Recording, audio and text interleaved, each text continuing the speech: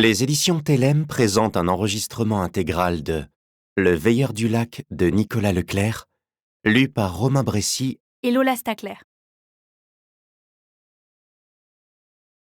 À Héloïse, mon âme sœur et ma lumière, mes 10 plus belles années. Écrivons vite la suite. Rassemblez-vous, braves gens, d'où que vous veniez. Admettez que les eaux autour de vous ont monté, et acceptez que bientôt, vous serez trempés jusqu'aux os. Et si votre existence mérite à vos yeux d'être sauvée, alors dépêchez-vous de nager ou vous coulerez comme une pierre, parce que les temps changent.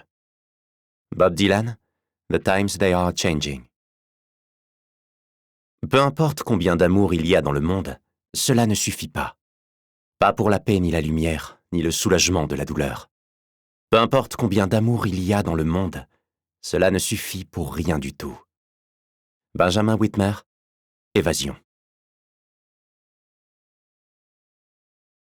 Chapitre 1. La maison est plongée dans un épais silence. Le calme est retombé en une fraction de seconde. Le cri strident qui vrillait les tympans de Maxence s'est étranglé en un râle guttural et s'est dissous dans la pénombre. Le hurlement de Christelle, sa mère. De la pure terreur.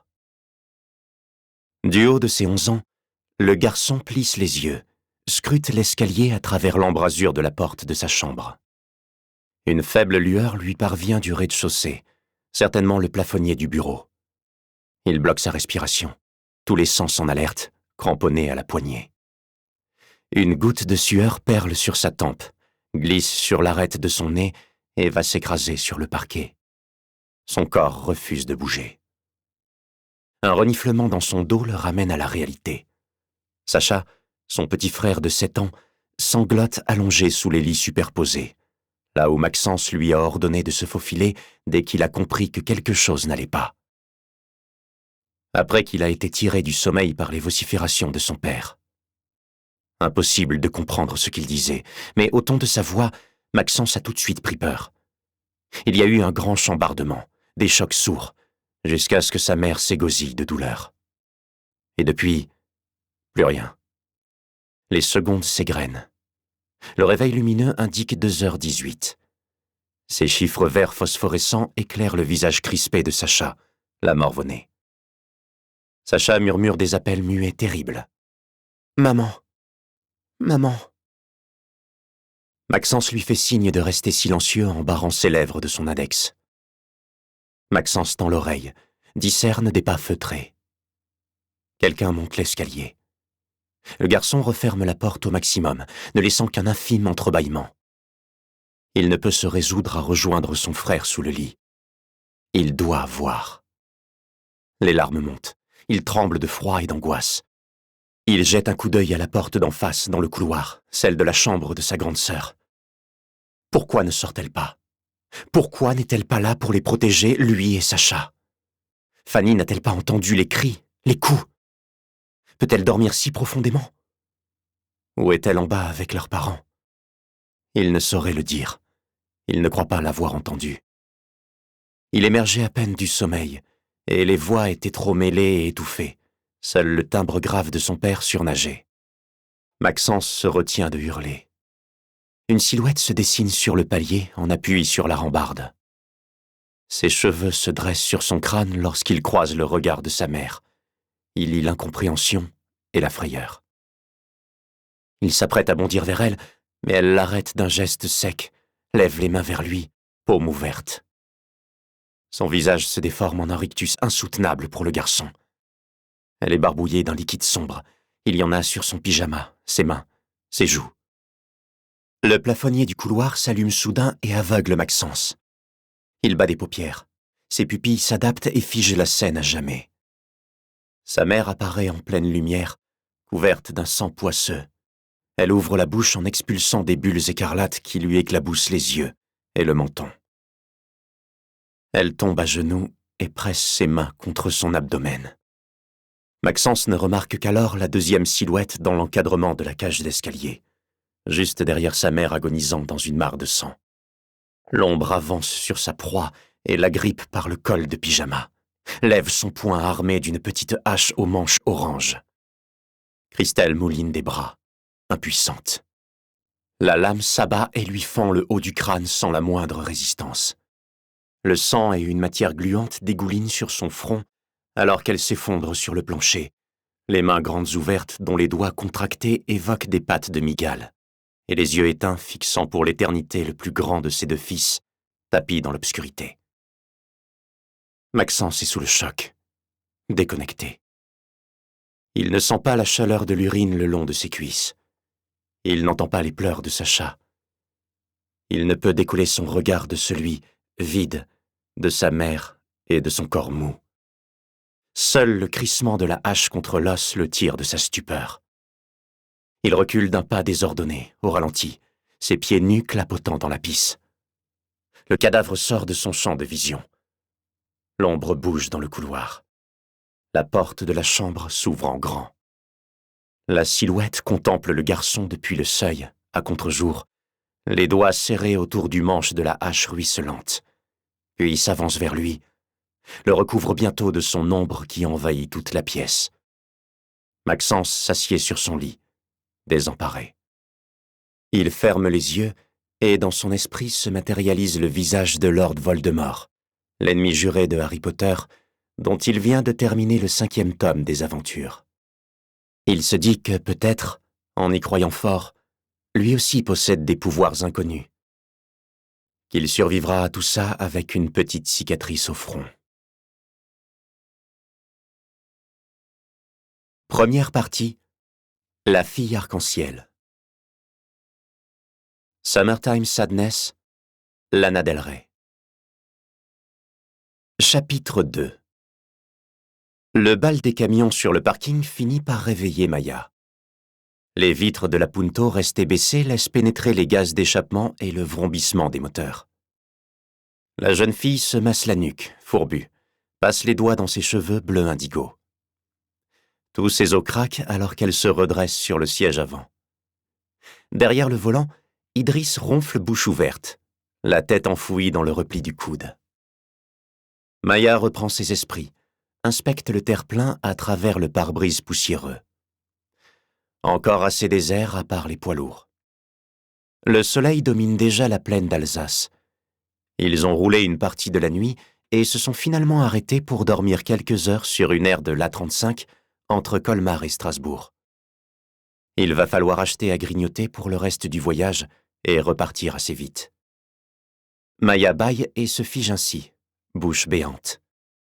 2 motards de la gendarmerie se garent devant l'espace commercial à moins de 100 mètres de la Punto. Elle se retourne vers la plage arrière et son sang se glace en la découvrant vide. Elle bouscule Idriss, qui se réveille en protestant. Lui posant un doigt sur les lèvres, elle lui signale les gendarmes qui pénètrent dans la station. Il glisse aussitôt la main vers les clés pour mettre le contact, mais elle l'arrête aussi sec. Désigne la banquette arrière d'un signe de tête. « Je vais aller voir, » dit-elle. « Je viens avec toi. »« Non, il te repérerait direct. Je suis une femme, je suis blanche. » Il lève les yeux au plafond.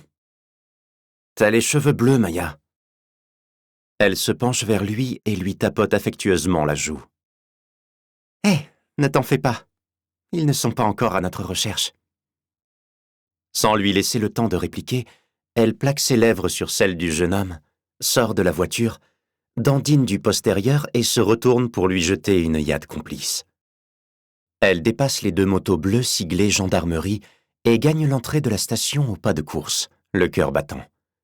Elle ouvre la porte vitrée à la volée et se rue à l'intérieur tête baissée, percutant de plein fouet un des 2 motards qui s'apprêtait à sortir, gobelet plastique à la main. Elle pousse un cri de surprise, puis un autre de douleur, lorsque le café brûlant lui éclabousse la poitrine et le cou. « Ça va ?» Maya, bouche de travers et rose aux joues, lève des yeux effarés vers le motard qui la surplombe de 2 têtes, incapable de lui répondre. « Mademoiselle !»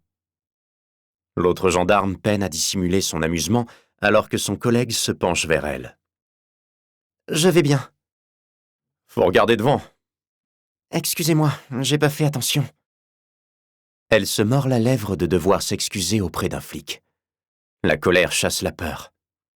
Elle serre les poings, se contient, relâche la pression. Tout va bien. Tu vas juste aller t'essuyer un peu et changer de t-shirt. Calmos. Vous vous êtes brûlé? Pas toute seule, connard. Tout roule. Elle lui expose toutes ses dents dans un sourire ravageur, plisse les paupières, va puiser très loin en elle sa meilleure façade de jeune ingénu et cervelé. Se déteste pour ça. Désolé pour votre café. Elle plonge la main gauche dans sa poche de baggy, agrippe de la droite le poignet du motard qui sursaute déconcerté, dépose avec douceur une pièce de 2 € dans sa paume. C'est pas grave, proteste le gendarme. Si, j'insiste. Elle lui referme les doigts, puis lâche sa main, lui adresse un clin d'œil discret et le plante sur place. Elle a conscience de leur regard concupiscent dans son dos, qui ne la lâche pas alors qu'elle se hâte de gagner les toilettes pour femmes. J'ai sûrement l'âge de vos filles, bande de porcs mal baisés. Elle défonce du coude plus qu'elle ne l'ouvre la porte des sanitaires, fait sursauter une petite blonde aux cheveux courts et hirsutes qui se fige devant le lavabo tapissé de touffes cuivrées et lui jette un regard paniqué dans le miroir, une paire de ciseaux dans une main, une mèche dans l'autre. Des larmes sèchent sur les joues et le menton de la jeune fille, creusant des stries écarlates sur sa peau laiteuse. Maya, stupéfaite, en oublie toute la rage qui montait en elle. « Merde, Fanny, qu'est-ce que tu branles ?»« Ça se voit pas. » Elle se dévisage quelques secondes avant que Maya s'approche et la serre contre elle. « J'aurais pu te le faire. Là, c'est la cata. » tente-t-elle de plaisanter. « J'avais envie. » bredouille Fanny. « Il fallait... Je... T'occupe. Je comprends. Mais bonjour la discrétion. » Fanny hausse les épaules, se dégage de l'étreinte, ravale un sanglot et rassemble ses cheveux épars qu'elle jette dans la poubelle. Puis noue un bandana rouge autour de son crâne, laissant dépasser quelques épis mal égalisés. « Je te promets que ça va aller, » glisse Maya, la fixant droit dans les yeux. « Je ne vois pas comment ça pourrait aller, » rétorque Fanny, gorge nouée. « Parce qu'on est ensemble maintenant, et que plus personne ne pourra nous séparer. On n'aurait pas dû. Arrête.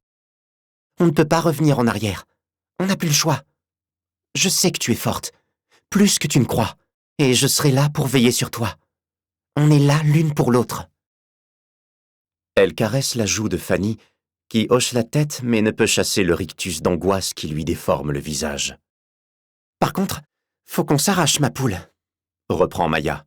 « Il y a des flics dans la station. » Fanny se redresse aussitôt, exsangue. Maya joue l'indifférence, tamponne la tache de café sur sa poitrine avec du papier toilette. L'étale plus qu'elle ne l'efface, jure, et jette le PQ dans une cuvette sans tirer la chasse. « Stresse pas, ils sont pas après nous. »« Sûr ? Plutôt ouais. Joue la cool. Ils prennent juste un café. » Fanny remballe son nécessaire de toilette dans un sac de toile tartan, puis se passe la figure sous un filet d'eau fraîche. Impatiente, Maya l'attrape par l'avant-bras et la tire hors des toilettes. Elle traverse le hall et regagne le parking bras dessus, bras dessous. Le gendarme adossé à sa moto lève son gobelet au passage des 2 adolescentes en signe de remerciement. Maya hoche la tête et le gratifie d'un salut militaire. Fanny se colle à elle, voûtée et crispée. « Bonne fin de vacances !» lance le motard. « Ouais, vous aussi !» taquine Maya. Elle retrouve l'habitacle suffocant de la Fiat turquoise et Idriss chauffé à blanc, prêt à démarrer au quart de tour. « Putain, vous foutiez quoi, les meufs ?» Fanny s'affale sur la banquette arrière alors que Maya s'agenouille sur le siège avant et embrasse le jeune homme à pleine bouche. « Tout le monde se détend, » chuchote-t-elle en décollant les lèvres. « On sera à Francfort dans l'après-midi, à Hambourg demain. On a géré, personne ne nous retrouvera. » Idriss se frotte les yeux pour chasser la sueur qui lui coule des paupières et se raidit contre l'appui-tête. « Maya, je te garantis que les 2 flics là-bas, ils sont pas prêts d'oublier ta tronche. Si on leur montre ta photo... » Nonchalante, elle lève les paumes vers le plafond en signe d'impuissance. Idriss regarde les deux filles l'une après l'autre. « Vous vous rendez compte de ce qu'on a fait?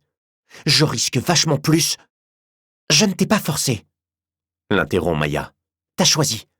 Personne ne t'a obligé. » Il ravale ses paroles. Soupire, mais hoche la tête. Elle a raison. Il lui prend la main. Elle s'y accroche. « On pourrait peut-être y aller, » glisse Fanny. Deux paires d'yeux se fixent sur elle dans le rétro. Idriss démarre. La radio crache du Laurent Voulzy. Maya lui coupe aussitôt le sifflet. Décidément, tout est contre nous. Ils reprennent la route et sont dépassés par les motards après quelques kilomètres seulement. Les deux points bleus disparaissent à l'horizon dans le soulagement général. Un silence religieux emplit la Punto alors qu'elle file vers Strasbourg. Chapitre 3. Un voile bleu. Un grondement assourdi. Des picotements au bout des membres. La tête lourde, prise en étau. L'air chaud qui pénètre dans ses bronches qu'elle aspire dans un moment d'affolement.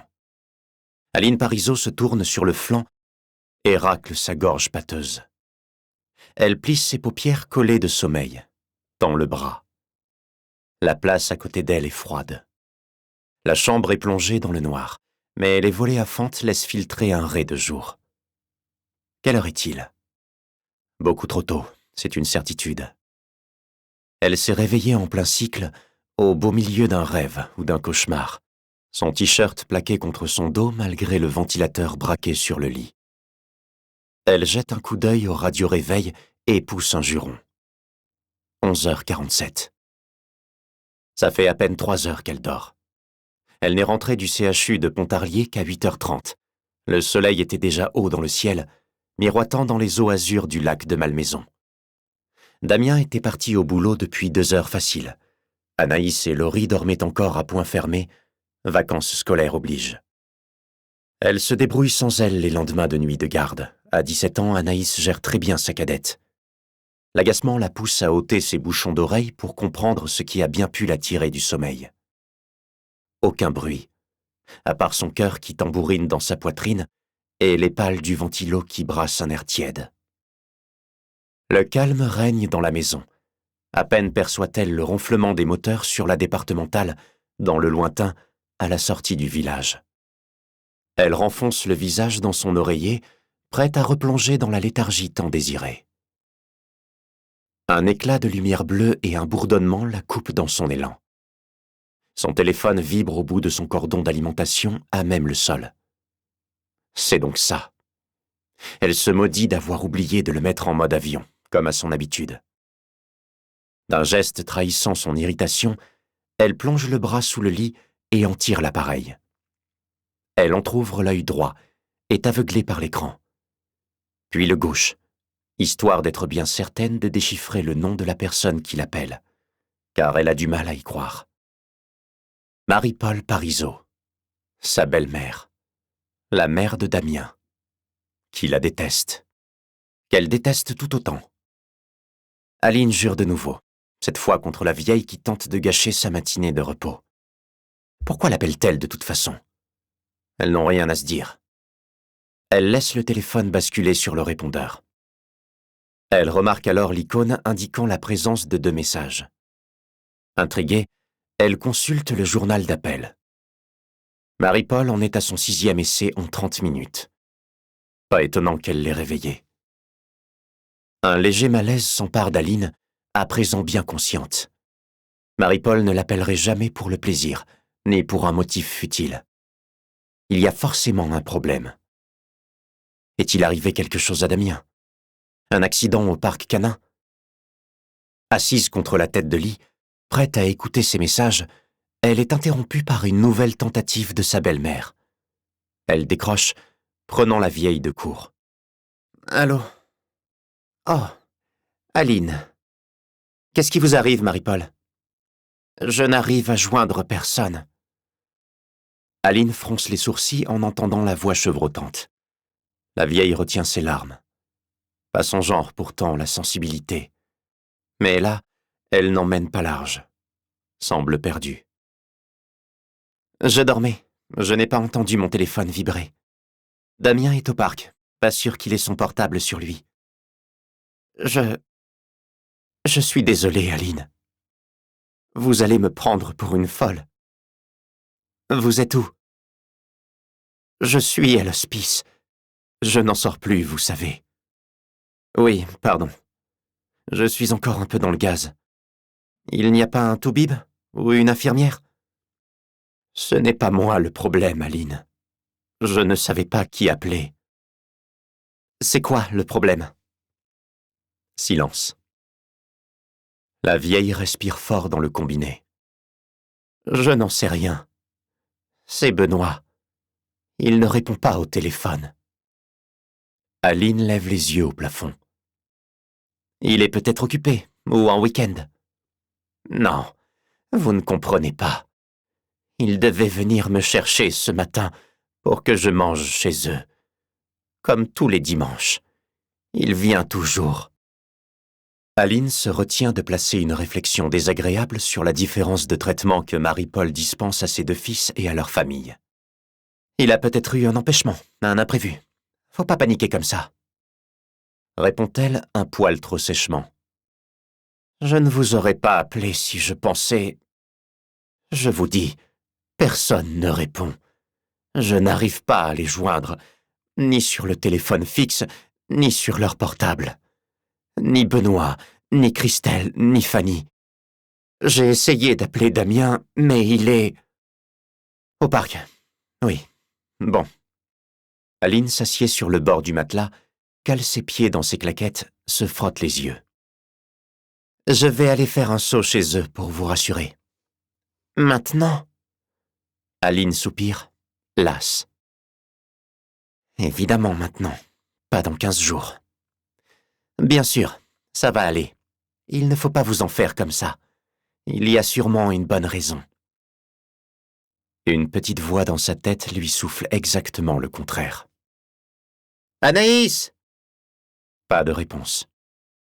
Aline se tortille pour glisser dans son jean, enfile le premier débardeur qui lui tombe sous la main. Le volet électrique termine sa remontée et le soleil embrase la chambre. Rapide coup d'œil dans le miroir au-dessus de la commode.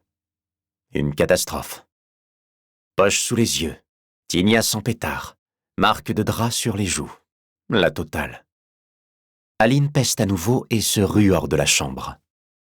Anaïs, t'es là?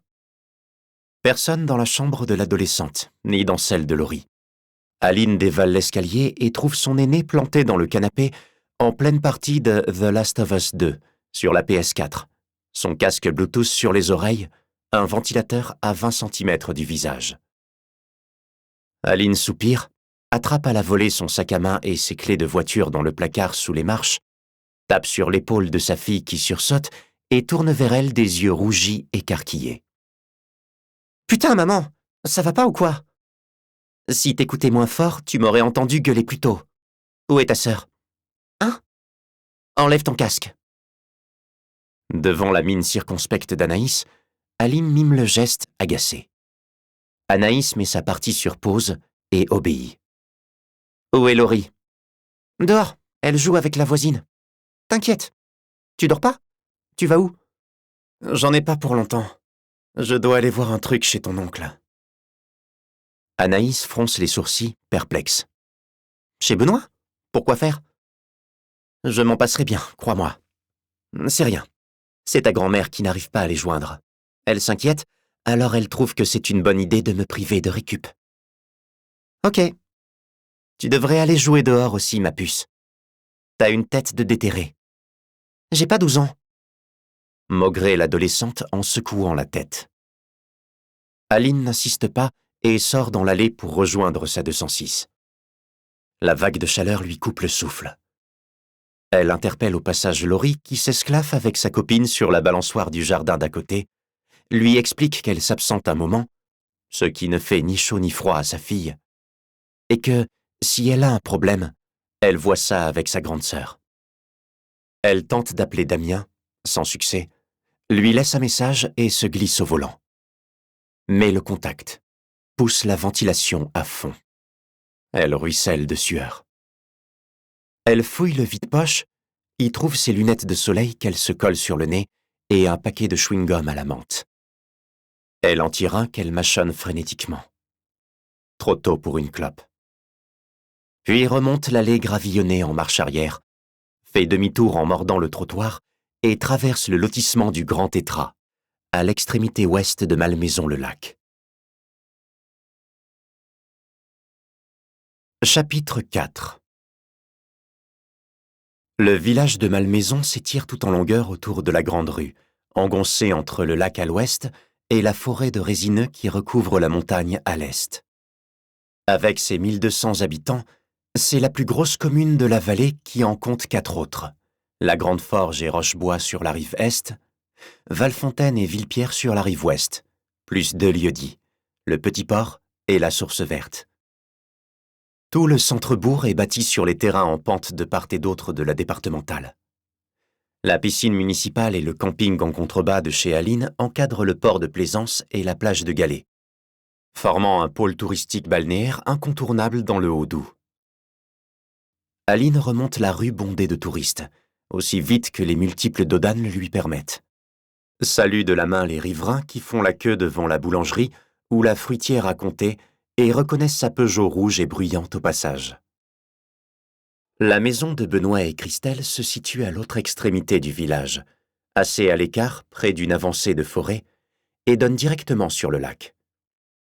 Ils possèdent même leur plage privative agrémentée d'un ponton. Pour y accéder, il faut quitter la départementale dans un coude, juste avant la scierie Morel, puis descendre un chemin vicinal plutôt pentu qui slalome entre les épicéas jusqu'à une large clairière en delta, au creux de laquelle trône une bâtisse moderne à 2 étages, toute de pierre de taille, de verre et d'acier. Un long cube posé là entre terre et eau. Des mois qu'Aline n'y a pas mis les pieds. Des années même. Elle progresse au frein moteur, prenant garde à ne pas ralentir trop brusquement sur les graviers pour ne pas envoyer la 206 au tas. Il ne manquerait plus que ça. Le terrain est un véritable écrin pour une maison d'architecte. Mais il faut vraiment avoir envie d'habiter aussi à l'écart, songe-t-elle. La nature est omniprésente. La civilisation absente, si l'on fait abstraction des barques de pêcheurs, des planches à voile et des pédalos qui parsèment les eaux brillantes au loin. Une colline qui longe la route cache même la propriété au village de la rive opposée en aval. Et en amont, c'est l'embouchure du lac recouverte d'une tourbière et de marais. À peine distingue-t-on à travers les sapins le pont qui surplombe le Doubs pour relier Malmaison à Valfontaine, la rive droite à la rive gauche. C'est indubitablement le meilleur spot du secteur, avec des crépuscules remarquables. Aline gare la voiture sur l'esplanade pavée juste devant le garage. Coupe le moteur. Tout semble tranquille, paisible. Une légère brise agite les cimes et fait frémir l'eau près de l'embarcadère. Main sur le volant, elle examine la maison. Portes et fenêtres fermées. Clairement, ils ne sont pas là. Elle s'extrait du siège, claque la portière et place sa main en visière. La vieille a sûrement oublié qu'ils devaient partir. Ou alors ils ont zappé de la prévenir. Ce n'est pas elle qui peut leur en vouloir. Elle s'avance en suivant le chemin de dalle, grimpe les 2 marches pour accéder à la terrasse panoramique et tend l'oreille. Silence absolu. RAS, mon capitaine. Elle sonne. Le carillon tinte en sourdine. Pas de réaction. Nouvelle tentative. Idem. Aline cogne du poing contre la vitre fumée de la porte d'entrée. « Y a quelqu'un » Elle a fait porter sa voix. Impossible de ne pas l'entendre. Elle contourne la maison sur la droite par le balcon qui prolonge la terrasse jusqu'à la baie vitrée du séjour qui donne sur le lac. Se colle à la vitre pour contrer les reflets. Il n'y a vraiment personne. Elle sort son portable, de plus en plus énervée, trouve le numéro de son beau-frère. Répondeur direct. Allô, Benoît, c'est Aline. Tu peux me rappeler, s'il te plaît? Ta mère nous fait un caca nerveux. Elle raccroche. Autour de Christelle. Répondeur également. Tout comme Fanny, ce qui l'étonne plus. Les ados mettent-ils vraiment leur portable en mode avion parfois? Les garçons n'ont pas encore de téléphone à sa connaissance. Si c'est le cas, elle n'a pas leur numéro, ça règle le problème. Un grattement dans son dos la fait se retourner. Un imposant persan gris et blanc a bondi sur la rambarde et la fixe avec intérêt. « Salut toi. Alors, ils sont partis où tes maîtres ?» Pour seule réponse, le félin saute sur les lattes de pain et vient s'enrouler autour de ses mollets avec force miaulement plaintif. « Ils t'ont abandonné là, comme la vieille. » Elle se penche et lui gratouille la tête. Il en ronronne de contentement. « Désolé, je n'ai rien pour toi, l'ami. » Il la suit docilement alors qu'elle retourne devant la maison, manque même de la faire trébucher. Elle lève les bras au ciel, le regarde droit dans les yeux. « Qu'est-ce que je peux faire, moi? Dis-moi, tu as une idée? » Il penche la tête, miaule. Aline teste la poignée de l'entrée des fois que... Mais c'est bien verrouillé. La porte du garage aussi, bien entendu. Le matou sur les talons, elle refait le tour de la maison, empruntant cette fois le terrain en pente sous le balcon, au niveau du sous-sol semi-enterré, arrive à la porte donnant sur l'atelier, la buanderie et le cellier. Elle tourne la poignée. Le battant s'ouvre en grinçant. Le chat s'engouffre dans l'obscurité. Aline reste immobile quelques instants face à l'ouverture, aux aguets. Une brise boisée chatouille ses narines, suivie d'une odeur de renfermé et de moisissure. Son cœur s'emballe. Mauvais pressentiment. Totalement irrationnel. Ils ont très bien pu oublier de fermer à clé. Elle place ses mains en porte-voix, appelle, moins assurée qu'auparavant. Le chat pousse un faible miaulement et gravit les marches vers le rez-de-chaussée et une possible sustentation. Elle se mord la lèvre inférieure. Hésite. Ah, et puis merde. C'est la vieille qui a demandé. Elle fait un pas à l'intérieur, accueillie par la fraîcheur des lieux, puis traverse le sous-sol tout en enfilade. Casier rempli de bouteilles de vin, lave-linge, sèche-linge, établi de bricolage, pièces fourre-tout. Elle emprunte le même escalier que le matou, très raide, et débarque dans le couloir qui relie le séjour au bureau de Benoît, face à la porte d'entrée derrière laquelle elle était bloquée quelques minutes plus tôt. Tout semble en ordre. Le ménage est fait, la vaisselle aussi, constate-t-elle en jetant un œil dans la cuisine ouverte. Elle culpabilise presque de s'être introduite ainsi chez eux, si ce n'est cette impression étrange. Une oppression, un léger malaise. Tout est trop à sa place, trop propre. Une famille de 3 enfants, 2 garçons, même s'ils sont en week-end en famille dans un lieu où l'on ne capte pas, et en admettant qu'ils aient tout rangé avant de partir. Or, ce n'est pas le souvenir qu'elle a de cette maison. Benoît n'est pas la fée du logis, sa femme non plus. Ce seraient plutôt les as du Capharnaüm. Ce n'est pas Aline qui va juger. Le chat lèche sa gamelle désespérément vide au pied de l'évier. Qui s'occupe de lui? Ce silence de plomb la gêne de plus en plus. Un silence de mort. Et une odeur aigre flotte dans l'atmosphère. Aline monte explorer l'étage. Les chambres sont ouvertes. Celle de Fanny, à gauche en haut des marches. Lit au carré. Placard entrebâillé. Difficile de dire si des vêtements ont disparu. En face, la chambre des garçons. On a retiré les draps. Lessive prévue avant départ. Elle n'a rien remarqué dans le bac à linge du sous-sol. Pour finir, la chambre des parents. Les draps sont défaits. Ils n'ont pas pris le temps de faire leur lit. Le bois de la charpente craque sous l'effet de la chaleur. Aline, confuse, est prise d'une bouffée d'angoisse, sans qu'elle puisse se l'expliquer. Il faut qu'elle sorte d'ici, tout de suite. Elle dévale les marches, cherche les clés de l'entrée dans la boîte prévue à cet effet, près des interrupteurs, et se pétrifie. Les clés des 2 voitures du couple sont là, à leur clou. Ce sont des doubles, se rassure-t-elle. Elle recule, remonte le couloir et entre dans le bureau de Benoît, attenant au garage. Là, c'est le vrai bazar, contrairement au reste de la maison. Des tas de papiers et de classeurs. Elle ouvre la porte qui donne sur l'extension. Le Kangoo et la Chrysler 300 sont l'une derrière l'autre. S'ils sont partis, avec quelle voiture? Aline est tellement concentrée sur ces questions que la sonnerie de son téléphone la fait bondir sur place. Elle réalise alors l'état de nervosité dans lequel elle se trouve. Les mauvaises ondes de la maison, l'ambiance malsaine. Comme si elle ne devait pas être là. Et cette impression désagréable d'être observée. Elle prend son portable dans sa poche de pantalon. Un lien vers l'extérieur. Une échappatoire. C'est Damien.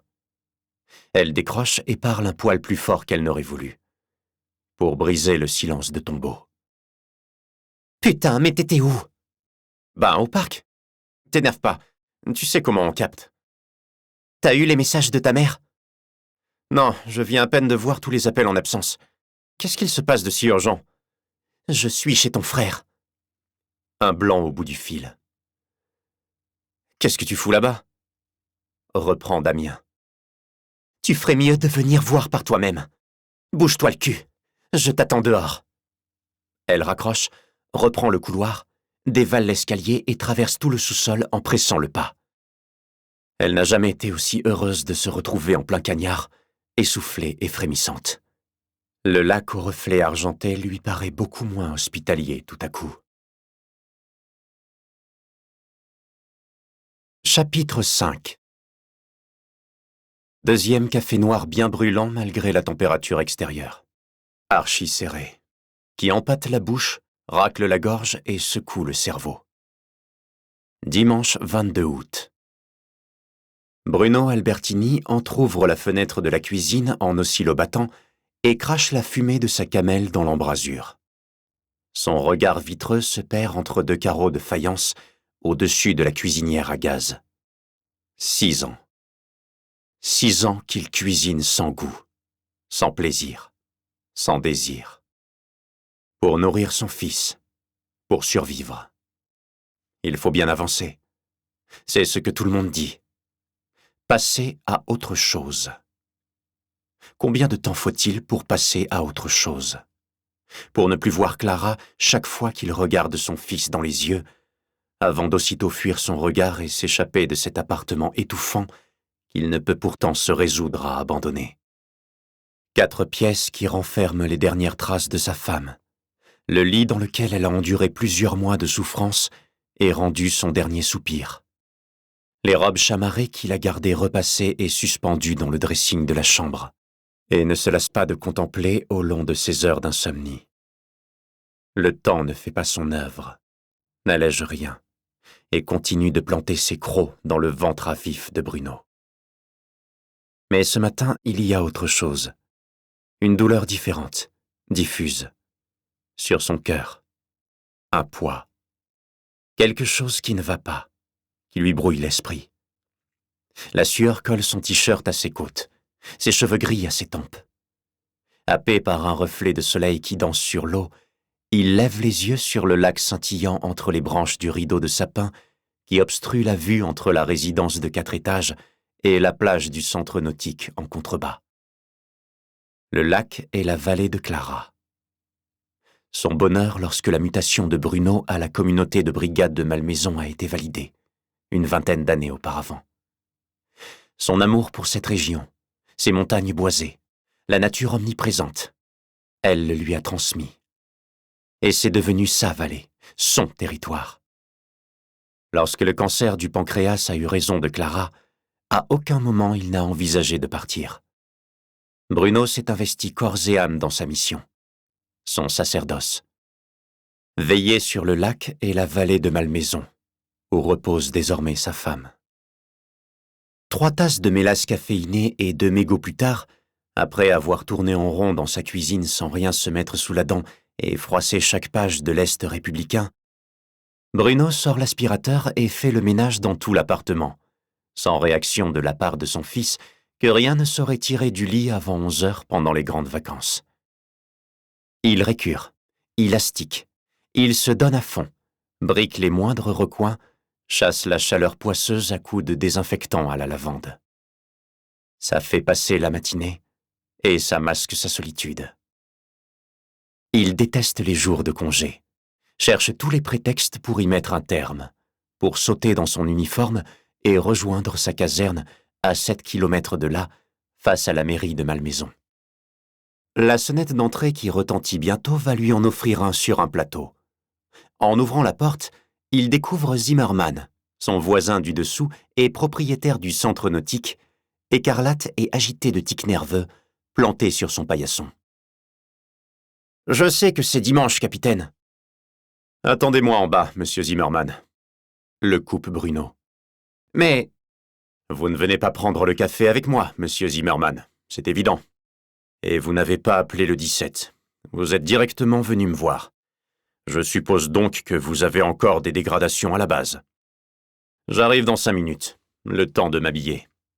Vous permettez ? » Zimmermann lève les mains et les sourcils, rebrousse chemin dans la cage d'escalier, la porte claque sur ses talons. Bruno regagne sa chambre, s'éponge vite fait avec sa serviette de douche et troque son bermuda en jean contre son uniforme de gendarme. Il passe un coup de fil à Pascal Monetti, son adjoint, pour qu'il le rejoigne au centre nautique, puis toque à la chambre de Lucas sans succès. Il ouvre la porte en grand, ferme les yeux et pince le nez face aux effluves adolescents. « Va falloir aérer et te bouger un peu. » Grognement agacé. « Je dois sortir. Il y a ce qu'il faut au frigo pour midi. » Emmitouflé dans sa couette malgré la chaleur, sous ses posters géants de Zelda et Assassin's Creed, Lucas lève à peine vers lui des yeux collés de fatigue, hermétiques aux paroles de son père. Bruno soupire. Là de tenter de motiver son fils à chercher un boulot d'été, à se remuer, à se prendre en main. Il abdique, comme toujours. Pas la force. Ça fait trop longtemps qu'il a baissé les bras, qu'il fuit son foyer en s'enfermant dans le boulot, qu'il se détourne de son fils de peur d'affronter sa tristesse et d'avoir à gérer ses émotions. Il referme la porte avec délicatesse et bondit hors de l'appartement pour gagner la fournaise qui consume les plateaux jurassiens depuis plusieurs semaines. Chapitre 6. La canicule étouffe la vallée. Le soleil à son apogée se reflète sur les vaguelettes provoquées par la quinzaine d'optimistes qui s'éloignent de la plage, avec à leur bord les gamins bruyants d'une colonie de vacances. Face au lac, Bruno plisse les yeux pour suivre le hors-bord de la gendarmerie qui tracte la barque volée à la base nautique de Malmaison, retrouvée à la dérive dans une crique quelques centaines de mètres en aval. Zimmermann, le directeur, aussi rouge que son polo aux couleurs du club de voile, postillonne de rage en décrivant le nombre d'actes de malveillance auxquels il doit faire face chaque année, et surtout l'argent que ça lui fait perdre. Bruno laisse voguer son attention sur les rangées d'optimistes, de dériveurs 420, ainsi que sur l'armada de pédalos, planches à voile et paddles soigneusement alignés face à l'eau. Mais Zimmermann ne compte pas lâcher le morceau et se replace aussitôt dans son champ de vision. « Et avec tous les impôts qu'on paye, on serait en droit d'attendre un minimum de sécurité. » Bruno hausse les sourcils. « Je vous ai déjà conseillé plusieurs fois de faire installer un système de vidéosurveillance, monsieur Zimmermann. »« Vous savez ce que ça coûte, capitaine ?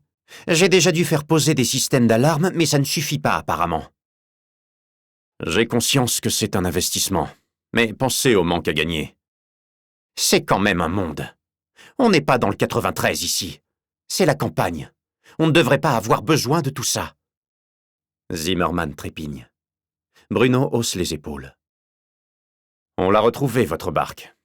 Ce sont sûrement des jeunes qui ont fait les idiots. On va faire le tour des campings et des locations. On va faire passer le message. »« C'est tout ?»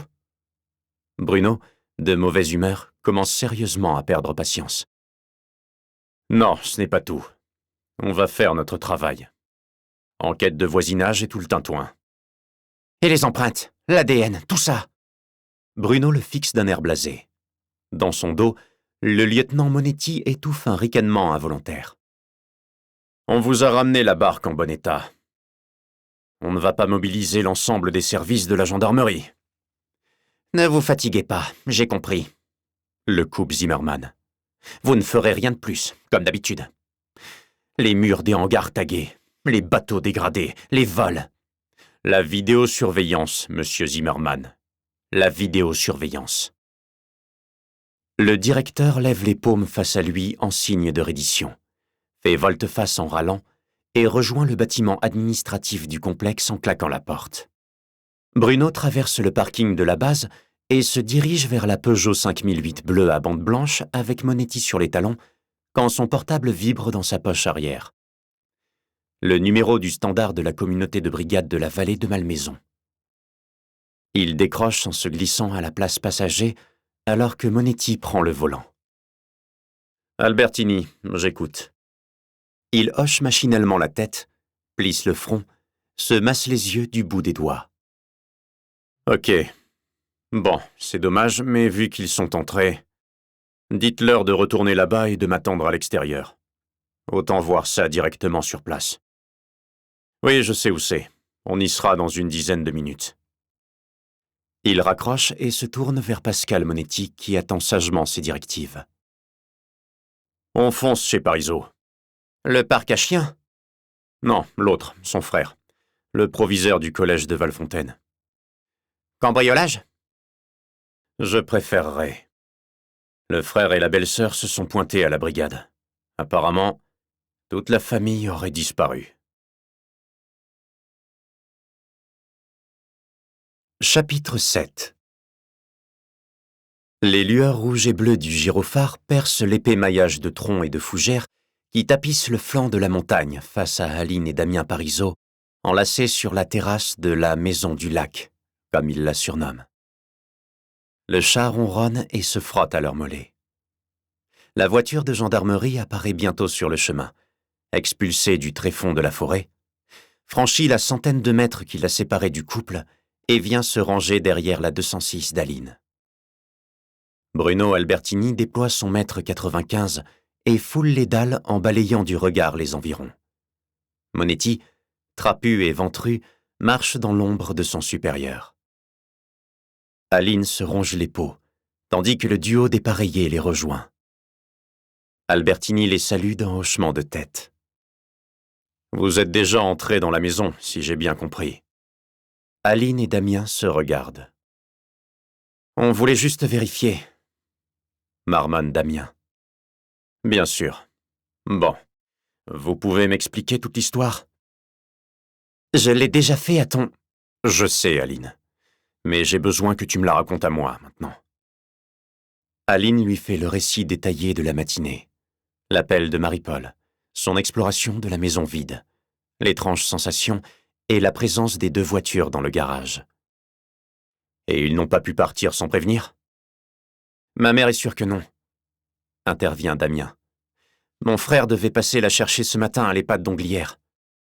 Et toi, tu en es sûr? Elle n'a pas pu se tromper? Damien hausse les épaules. Je ne m'entends pas spécialement bien avec mon frère. Je ne suis pas au courant de son emploi du temps, et encore moins de ses vacances. Mais il reste que les voitures n'ont pas bougé et que personne ne répond au téléphone. Bruno opine du chef. Vous avez regardé leur compte sur les réseaux sociaux? Aline le dévisage, déconcertée. Je n'y ai même pas pensé. Quelle conne! C'est normal, ne t'inquiète pas. Tu as un smartphone? Tu peux te connecter maintenant? Aline s'exécute aussitôt, pianote des pouces sur son écran tactile et le tend à Bruno. Fanny est sur Instagram, Snapchat et Facebook. Elle y est très active. Elle est passionnée de photos, mais là, aucun post, alors qu'elle en met tous les jours. Pareil sur le Facebook de Christelle. Rien depuis hier. Les garçons n'ont rien de tout ça, à ma connaissance. Les parents sont assez stricts là-dessus. Ils ont quel âge? Demande Monetti. Maxence a 11 ans. Sacha bientôt 8. Fanny va sur ses 18, comme notre aîné. Il va nous falloir les numéros de téléphone de tout le monde, dit Albertini. Qu'on puisse lancer le traçage au plus vite. Monetti, tu notes tout ça. Je vais entrer dans la maison. C'est ouvert ? C'est moi qui ai ouvert la porte de devant, avec la clé qui était à l'intérieur, au clou. Quand je suis arrivé, tout était verrouillé, sauf la porte de derrière, qui donne sur le sous-sol. Ils ont l'habitude de la laisser ouverte, cette porte d'en bas ? Aucune idée, répond Damien.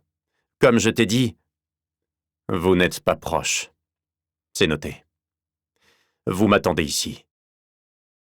Après un bref passage à la voiture pour récupérer un kit de gants et de surchaussures dans le coffre et s'équiper, Bruno s'engouffre dans la maison. Le poids sur son cœur du matin se réveille dès qu'il foule le carrelage du couloir. Il explore toutes les pièces méthodiquement, sans rien bouger. Nous espérons que vous avez apprécié cet aperçu. Pour continuer à écouter ce livre audio sur Google Play Livres, utilisez le lien dans la description de la vidéo.